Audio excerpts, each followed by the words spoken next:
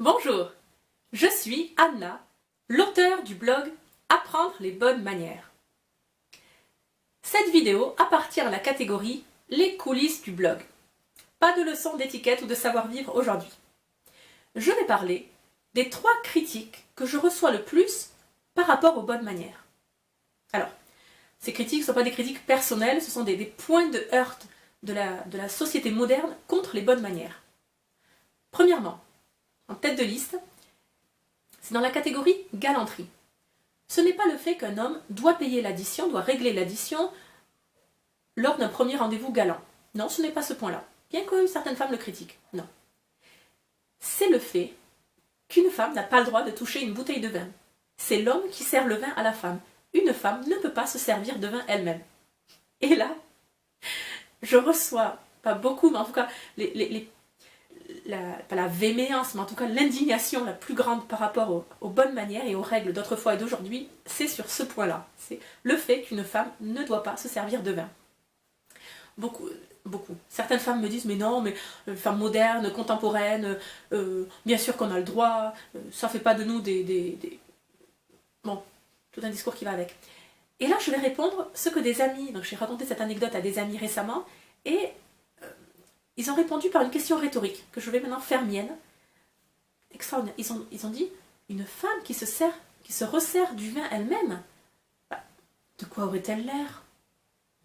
Voilà. De quoi aurait-elle l'air? Je ne le dis pas. Je laisse ça à votre imagination. Mais en tout cas, voilà. Un des points de heurte, le point de heurte le plus important à l'heure actuelle contre les bonnes manières, c'est l'indignation féminine par rapport à cette règle sur le vin. Ok, deuxième critique. Il s'agit des chaussures, le fait de se déchausser en arrivant chez quelqu'un. J'en ai déjà parlé sur le blog, ça a fait une mini polémique à l'époque, ainsi que sur YouTube. Dans la culture française, on n'oblige pas ses invités à enlever les chaussures lorsqu'on les reçoit pour dîner. Non, tout le monde reste chaussé. Les chaussures appartiennent intégralement à la tenue. Bon. Même si vous arrivez dans la famille, vous gardez vos chaussures. Cependant, maintenant avec le brassage de la société, de la population, nous avons l'arrivée de la culture d'Afrique du Nord qui vient en France, et comme vous le savez, ces cultures enlèvent leurs chaussures, même se déchaussent avant même de passer le seuil de la maison. Il y a souvent les chaussures sur le seuil, même pas dans le hall d'entrée, mais sur le seuil. Bon. Et alors là, je tiens bien à préciser, ce n'est pas une critique de ma part par rapport à leur ni religion ni culture, non. Je parle de ce qui est en France.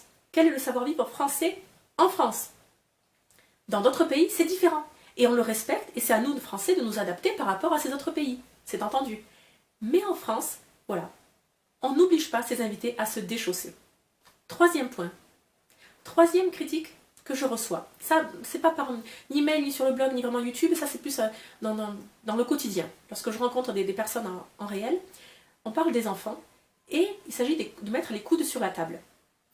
J'ai consacré d'autres vidéos et des articles sur le blog au fait de dans quelles circonstances une femme peut-elle mettre ses coudes sur la table au moment de manger ou un homme. Donc, il y a des tolérances. Mais il n'y en a jamais pour les enfants. Les enfants n'ont pas à poser les coudes sur la table. Jamais. Et là, j'ai certains parents indignés qui...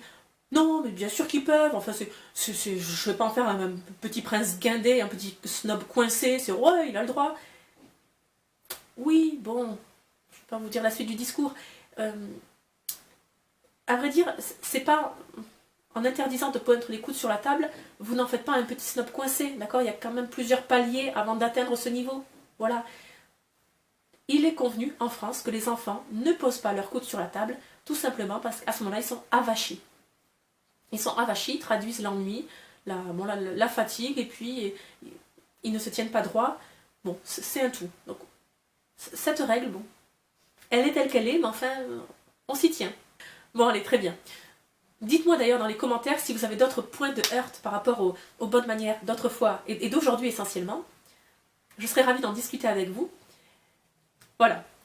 Pour plus d'informations, cette fois-ci sur l'étiquette, le savoir-vivre et les bonnes manières, rendez-vous sur le site. On se retrouve prochainement pour une nouvelle vidéo. Et d'ici là, n'oubliez pas, la bienséance fait la différence.